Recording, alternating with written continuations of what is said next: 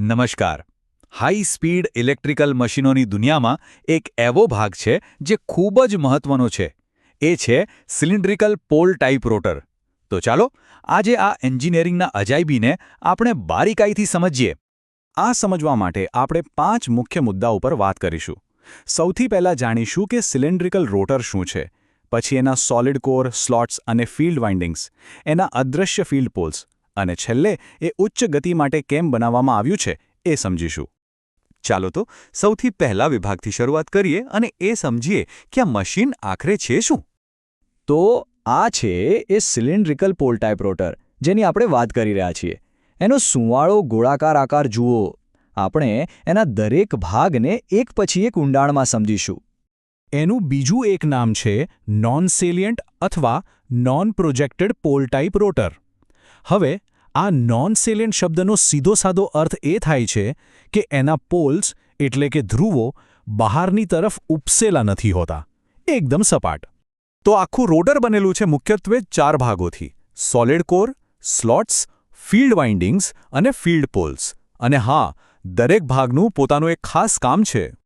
ચાલો હવે બીજા ભાગ તરફ આગળ વધીએ અને જોઈએ કે આ મશીનનો જે કોર છે એટલે કે એનો મુખ્ય ભાગ એ કઈ રીતે ઊર્જા બચાવવા માટે બનાવવામાં આવ્યો છે. એટલે સમજો કે આ કોરનું મુખ્ય કામ શું છે: ઊર્જાનો બગાડ અટકાવવાનો. આ કોઈ સાદો ધાતુનો ટુકડો નથી હો. આની પાછળ જબરદસ્ત એન્જિનિયરિંગ છે જે વીજળીને વેડફાથી બચાવે છે. તો આ નુકસાન ઘટાડવા માટે બે ખાસ તરકીબ વપરાય છે. પહેલી, એને બનાવવામાં આવે છે સિલિકોન સ્ટીલમાંથી. આનાથી શું થાય? હિસ્ટેરિસિસ લોસ ઘટે છે. અને બીજું, એને લેમિનેટેડ અને ઇન્સ્યુલેટેડ સ્ટેમ્પિંગ્સથી બનાવવામાં આવે છે, એટલે કે પાતળા પાતળા પડને જોડીને. આનાથી એડી કરંટ લોસ ઘટે છે. હવે કોરની વાત તો થઈ ગઈ, પણ ખરી શક્તિ ક્યાંથી આવે છે?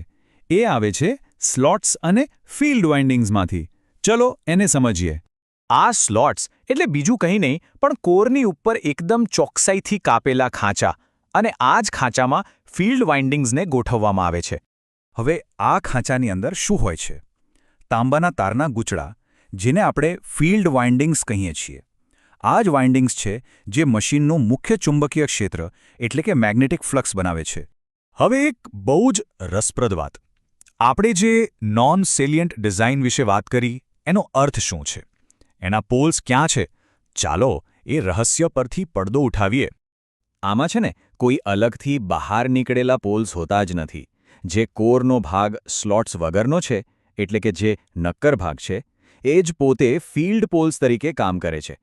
કેટલું સ્માર્ટ છે નહીં? તો અહીં આપણે તફાવત જોઈ શકીએ છીએ. સેલિયન્ટ પોલ રોટરમાં પોલ્સ બહાર ઉપસેલા હોય છે, એટલે એર ગેપ અસમાન હોય છે. પણ આપણા સિલિન્ડ્રિકલ રોટરમાં સપાટી એકદમ સુવાળી અને એક સમાન છે. આનાથી એર ગેપ પણ બધી જગ્યાએ સરખો રહે છે, જે એની કામગીરી માટે બહુ જ મહત્વનું છે. તો આ બધી ડિઝાઇન ભેગી થઈને શું પરિણામ આપે છે? એ બનાવે છે એક એવું મશીન જે ખૂબ જ ઊંચી ગતિ માટે બન્યું છે. ચાલો જોઈએ કેમ. આ વાક્ય જુઓ: યાંત્રિક રીતે મજબૂત, વાયુગતિકીય રીતે સુગમ. આ બે શબ્દોમાં જ આખી ડિઝાઇનની ખૂબી આવી જાય છે. મજબૂત છે અને હવાના ઘર્ષણનો સામનો કરવા માટે એકદમ સુવાળું પણ છે. અને આ મજબૂતી અને સુગમતાનું પરિણામ શું? આ રોટર પ્રતિ મિનિટ 1500થી 3000 જેટલા ચક્કર ફરી શકે છે. આટલી જબરદસ્ત સ્પીડના કારણે જ તો તેને હાઈ સ્પીડ ઓલ્ટરનેટર્સમાં વાપરવામાં આવે છે. તો ચાલો ટૂંકમાં સમજી લઈએ કે આ ડિઝાઇન કેમ આટલી શ્રેષ્ઠ છે. એક તો એની નક્કર બનાવટ એને મજબૂત બનાવે છે. બીજું, એનો વ્યાસ નાનો અને લંબાઈ વધુ હોય છે. અને ત્રીજું, એ એક સમાન એર ગેપ જાળવી રાખે છે જેથી કામગીરી સ્થિર રહે. આ બધા કારણો ભેગા મળીને તેને હાઈ સ્પીડ ટર્બો ઓલ્ટરનેટર્સ માટે પરફેક્ટ બનાવે છે. તો આ તો થઈ સિલિન્ડ્રિકલ રોટરની વાત.